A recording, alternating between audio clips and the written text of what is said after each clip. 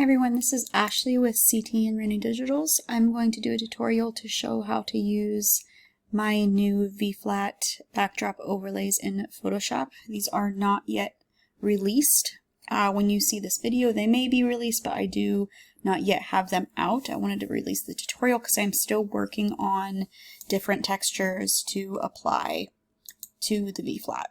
I did photograph this in Studio and edited it and got rid of some imperfections, and I'm slowly adding textures and different colors to it for you to be able to use in Photoshop. It is more of an extensive edit. Also, I am on my different monitor today, so if the color of this video is a little off, I apologize. It probably is going to be because the monitor calibration, but I'm going to try to work fast for tutorial purposes, but I don't want to work too fast because I want everybody to understand what I am doing. So I have taken photos before in the past with physically with V-Flats, and they're starting to become more popular. So I thought I would create an overlay to use to edit into your photos in Photoshop, obviously for a digital version. So I have this one open that I want to use. This is one of the texture ones. The tones match the image, but it is going to be easier probably to use one that is like, this is a brighter background that she's already on, so it would be easier to use a brighter V-Flat overlay, but I really have not made that many yet, so I'm going to edit using this one. So I'm just going to select all, edit and copy, edit and paste it into my image, and it is a PNG file, so there will be no background other than the V-Flat. Now this side over here on the right is where the light is hitting, and this side over here is on the side that is kind of diagonal from the subject. So since my light is coming from this way on my subject, it's going to fall back here. So I want this side on the other side. So I'm just going to flip it, flip horizontal, and it's up to you whether you want to extend this all the way up or if you want to leave it kind of the proportions as they are. I already did this edit once and I left it with a little bit of space up top because I thought it looked better. It gave it a little bit dimension. Okay, I'm going to click that check mark and I'm going to hide that layer for now. I'm going to come to my background layer and I'm going to select my subject, go to my quick selection tool, select subject up there at the top. Okay, and then make sure the selection's pretty good. That's good enough. It matters, but it doesn't matter a whole lot because I can go back in and fix it later. So I'm going to duplicate that layer, create a layer mask, press Control or Command if you're on Mac +I on your keyboard to invert that layer. And now we can make this layer visible again. Go ahead and you can either hold down Alt on your keyboard and click between those layers, or you can right click and create clipping mask, and that's going to put it behind your subject. Okay, so now you're going to want to play around with it more to get your placement. I want it to be probably about there. And as I said, you can extend this all the way up to make it look like an entire wall, but I kind of like it like this. And now make sure this box, if you have this box checked up there, it's gonna move the whole thing. I don't want to do that right now, so I'm gonna uncheck that because I want it to just extend certain sides of it right now. And then you can leave it like this too and even edit it like that, so it's just another dimension in there. Turn it a little bit.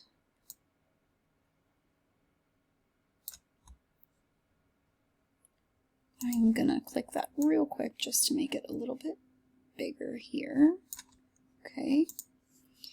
Okay, and we can keep changing this more. You can keep changing that more if you want to and tweak it more than this, but I'm just going to leave it here for now, or else I'll be playing around with it forever. Okay, so first thing I'm going to do, which this doesn't have to be the first thing, but this is just the process that I'm going. On the V-flat, you want a little bit of a shadow right here where it's connecting to your original floor. So I'm just going to go down to my layer styles down here, and I'm going to click drop shadow. And I already did this one, so it's already going to do it. But go to drop shadow, take depending on the color of your floor, so mine's a beige color. I'm going to click that, and then I want to bring that color just down and click a darker color, obviously, to create that shadow. You don't want a lot of distance on it, just a little bit, maybe 10 is probably a good number. Nothing for spread. And then size, you don't want a lot of size either. You just want a very minimal shadow right there. Probably about 8 is good. Maybe 10. Okay, so that was 10 and 10. Okay, and now this part of her dress doesn't make sense because on the original image, the backdrop extended all the way back here. So now this V-flat, she's kind of up against it, so this part of her gown I'm just going to get rid of. So I'm going to come down here to my layer mask. I'm going to zoom in, use my brush at 100% opacity. Use my white brush because I'm brushing back on the V-flat overlay. And if there's any parts of the tutorial that you need to fast forward through, be my guest. But this is going to probably be one of my more extensive tutorials showing how to use these because it is a new product. And it does require a little bit more editing than most of my digitals. Okay, and then I'm going to do a hard brush just because I can catch the edges there and make that go away a little bit faster. Okay, so this makes sense with her dress laying there. Okay, so I'm going to zoom in. And I'm going to go around first. I'm going to use a soft brush again at 100% opacity. Black. And I'm going to go around and clean up the edges of my gown and my subject. So you're white to paint on that overlay and black to paint it off of your subject. Now, in between her hair here, I like to lower the opacity of my brush just so I can do it little by little. So we can still see her hair, but we're getting that color of the backdrop in there.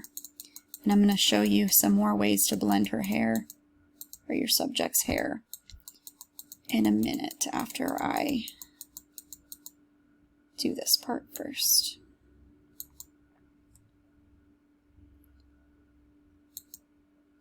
There's obviously multiple ways to do certain things. This is my creative process.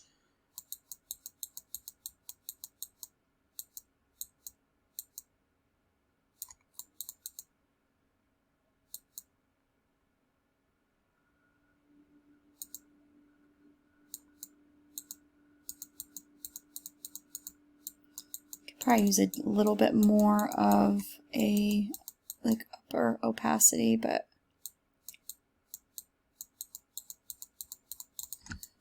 I think this is actually doing an okay job.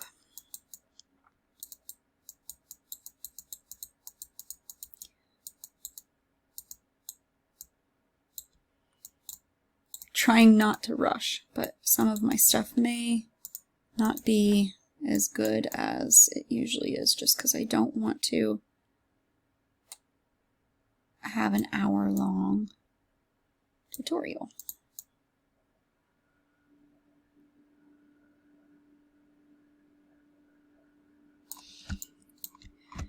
Okay, I'm going to switch. You can press X on your keyboard to switch between black and white, your black and white brush. I'm going to continue fixing up the edges.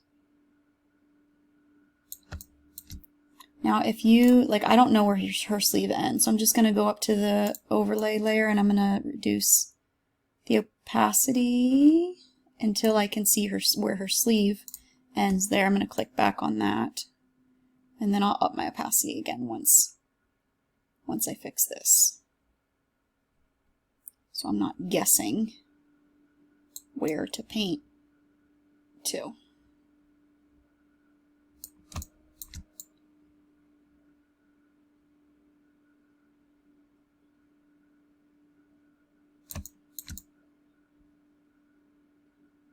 Okay, you can put that back up. Oops.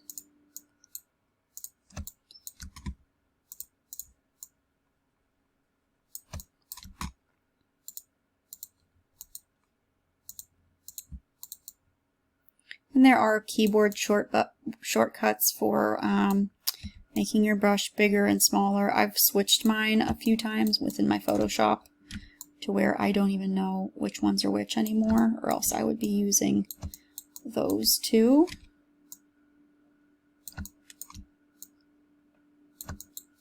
Now I'm going to eventually brush some of this off, but it's easier to brush the overlay completely off and then add it back on with a low opacity.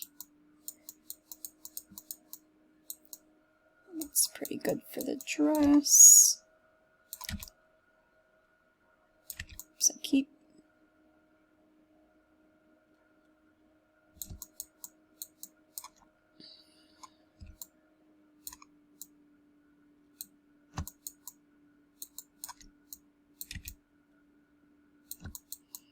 okay, I think pretty good so far. Okay, so I'm going to zoom out, and now I'm going to switch to my bigger brush here. I'm going to feather the edge of the dress, so this is a good size brush. You don't want anything too big, just enough to catch the very edge of the gown here. And I'm going to do this at about 30% opacity. Just enough. I'm going to zoom in so you can see to where now you can see the texture, because she has a tulle dress. You do not have to do this if the dress isn't tulle, because it's not going, you wouldn't be able to see through the fabric. So down here I want to do this so we can see that line through the fabric there. A little bit at her elbow. Okay. Okay, I'm going to zoom in again. And now for the hair. So I'm going to create a layer above my background layer here, because whatever I do above this background layer is going to apply to my subject. I'm going to put that layer on hard light. I'm going to grab my brush at 100% opacity. I'm going to hold down Alt on my keyboard, and I'm going to click a lighter color of her hair.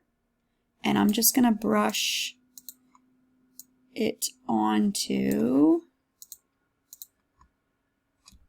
the parts of her hair that still need a little bit of blending. And I'm going to lower the opacity on this. I know it's quite a bit at first.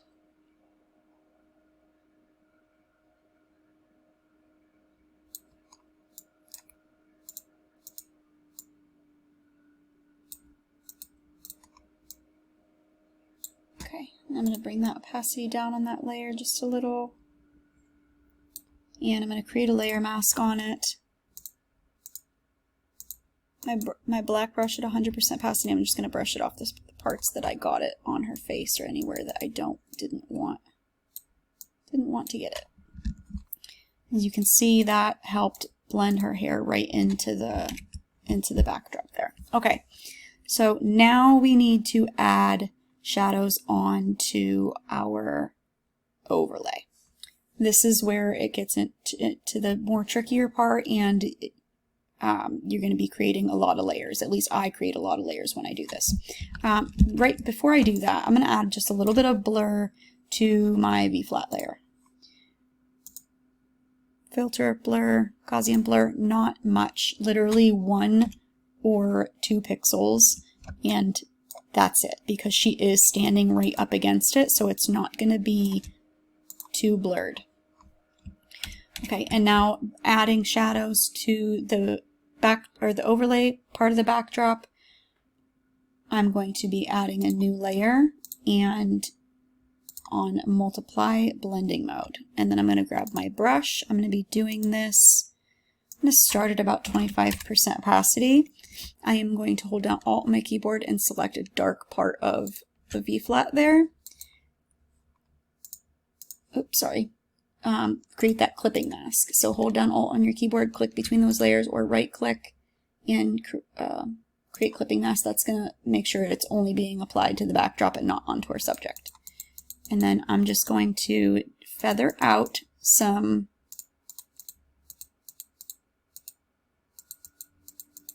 shadows first, and then we need to do some shadows right up close to her body because she's standing very close to that backdrop. I'm going to click on my overlay again and create another layer. I did that because it already creates a clipping mask. If I would have just created a new layer above this one, I would have had to create that clipping mask again. Multiply blending mode. I do my shadows on different layers so I can work with them little by little. I'm going to do this one on 100%, and I'm just going to do it very close right up to her body. There's not going to be much behind that sleeve because the sleeve is kind of sticking out.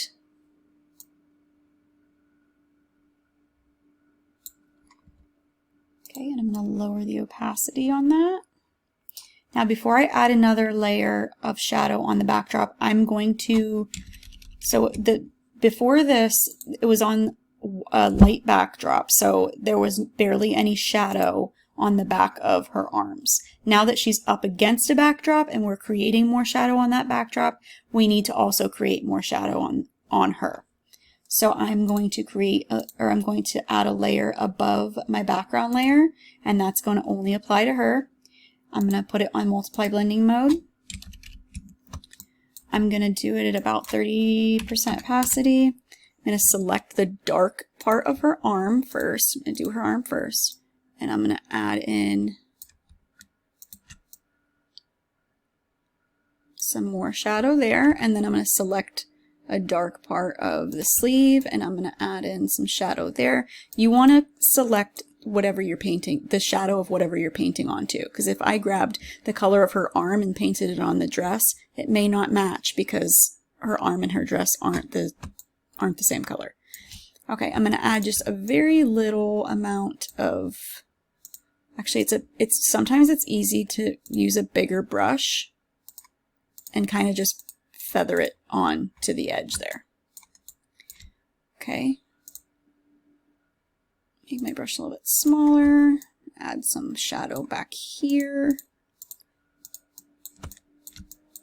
I'm going to zoom out real quick.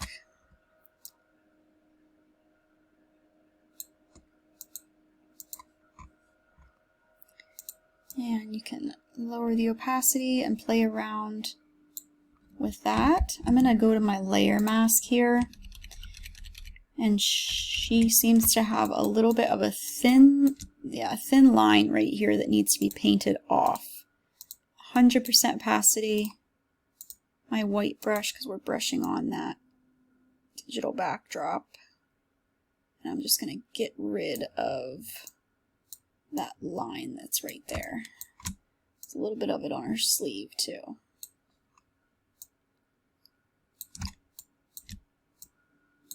There's actually some parts here that I missed from earlier. I'm just going to paint those off real quick. Okay. And now while we're zoomed in, I'm going to create another layer, multiply blending mode. Grab that. It's on 100% right now. I'm kind of overdoing it just a little bit so I can then have, and then you can just lower it until, there we go. And then I'm going to click on her, and I'm going to create a little bit of a shadow with using my burn tool. Oops, wrong layer, this layer down here, just to deepen those a little bit more. Okay, I'm going to add more shadow to the overlay. Multiply blending mode. It's on 100%. I'm just going to use that and paint in a little bit more where her whole body is touching. And then you can also create a layer mask. I'm going to use a bigger brush at about 20% opacity, black, and I'm going to push a little bit off from down here, and I'm going to leave it up there because that's a little bit closer.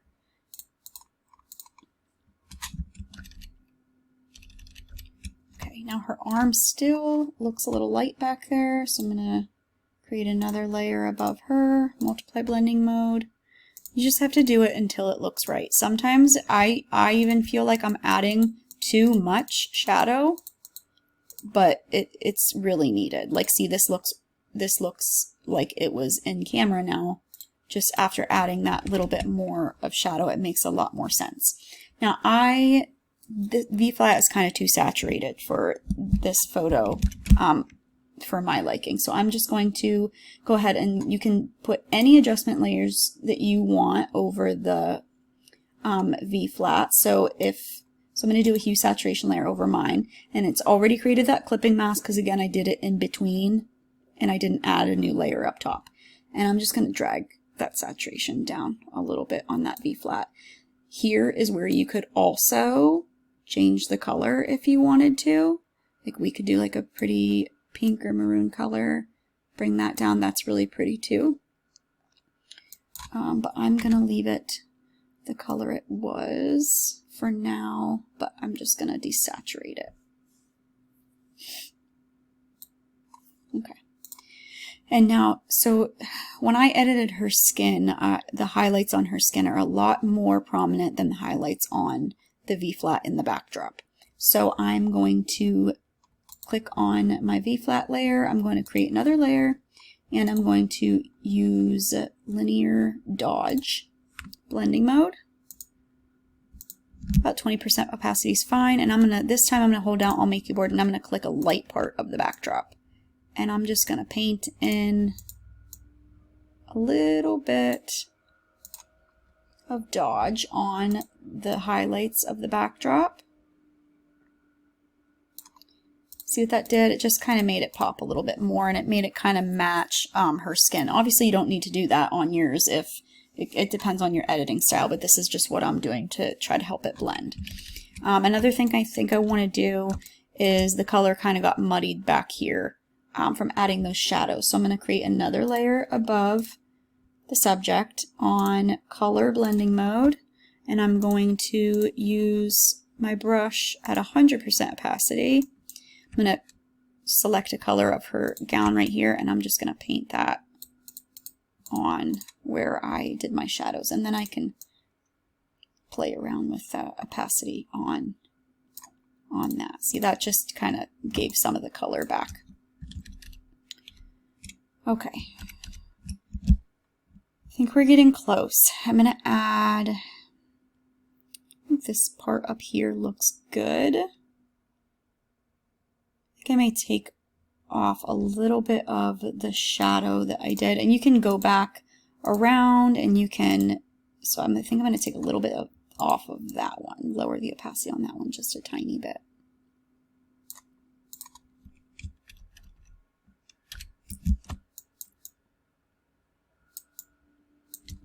Okay, I'm sure after I'm done recording, I'm gonna find other things that I want to fix on here. This is what I want to fix. Okay, this line, fine line right here. I know I said I was going to try to rush, but you really want to get rid of this stuff. 100% opacity, white brush, and get rid of these fine lines here because they are going to be noticeable in print and possibly even on social media. Digitals take time. They're not easy. Whoever says using digital backdrops is easy lies.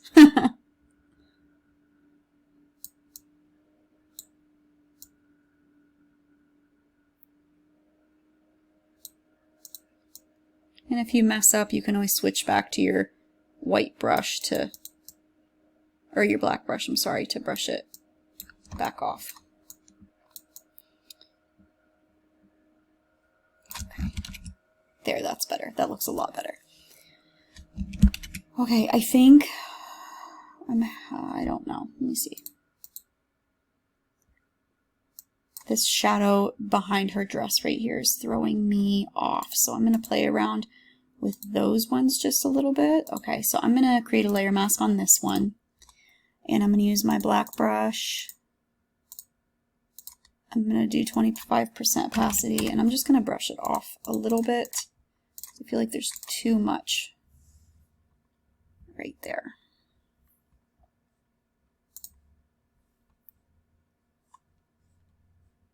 And add another one a little bit closer to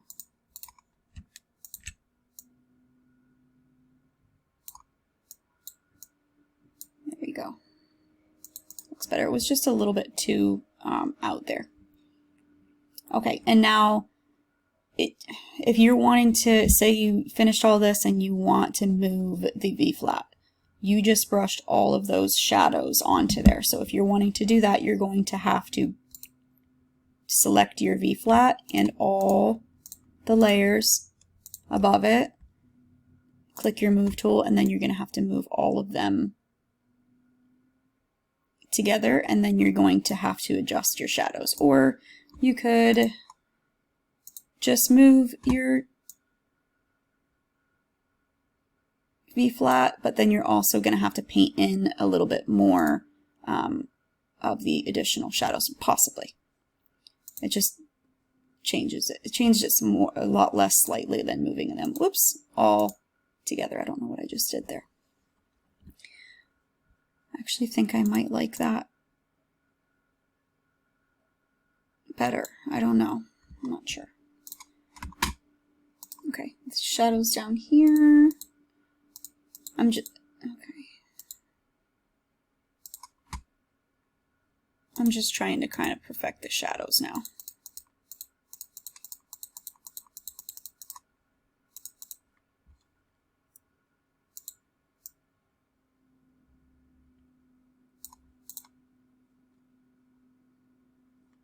Okay. More behind her head here.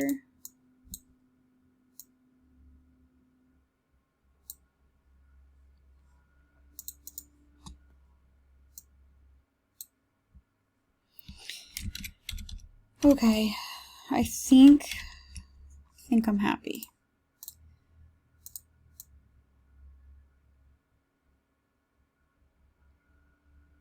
You could mess around and bring it down here now and see if that's something that you like.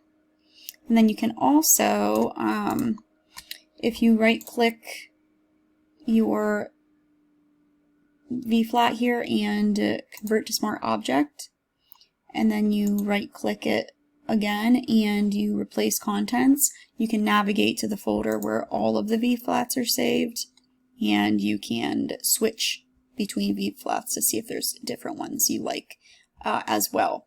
Now your shadows, you painted them on, we painted the shadows on coordinating with the brown on this backdrop, so your shadows are going to be brown on whatever V-flat you put in there instead. So I think that is it.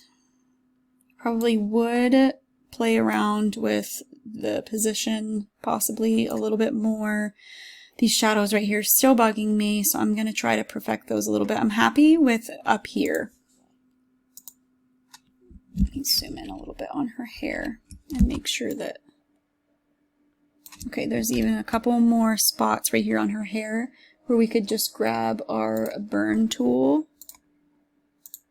on shadows and make some of those a little bit deeper too to help those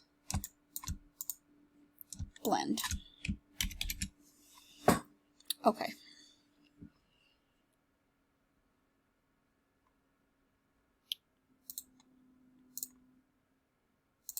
let's see.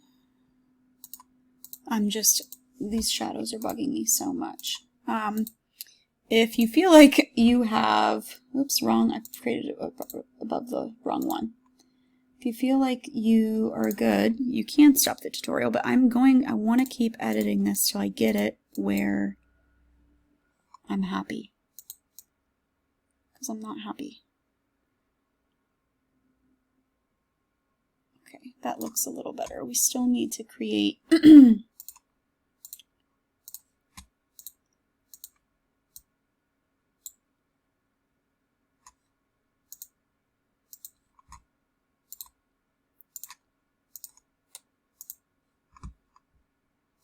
lower that. Okay, that's a lot better. That looks a lot better. I just needed to create a little bit more shadow on that side. She does kind of look now, since I moved it, that she's a little bit closer to this side of the V flat too, so you could add, or I could add, a little bit of shadow over there too, just like by where her arm is, but I would not make that very, I wouldn't do much with that. Okay, and like I said at the beginning of the tutorial, this would have been simpler if I would have had if I would have had a V flat that was similar color to the color that she was already on, but it is possible. You just have to add in more shadows or more light and just kind of work with it until you get it blended how you want it. This is a lot of work. These edits are not very easy, but as always, I like to create pretty much anything in a digital form for everyone. If you have any questions, you can message me or you can ask in the Facebook group. If you are not yet a part of the Facebook group, I will link it in the description.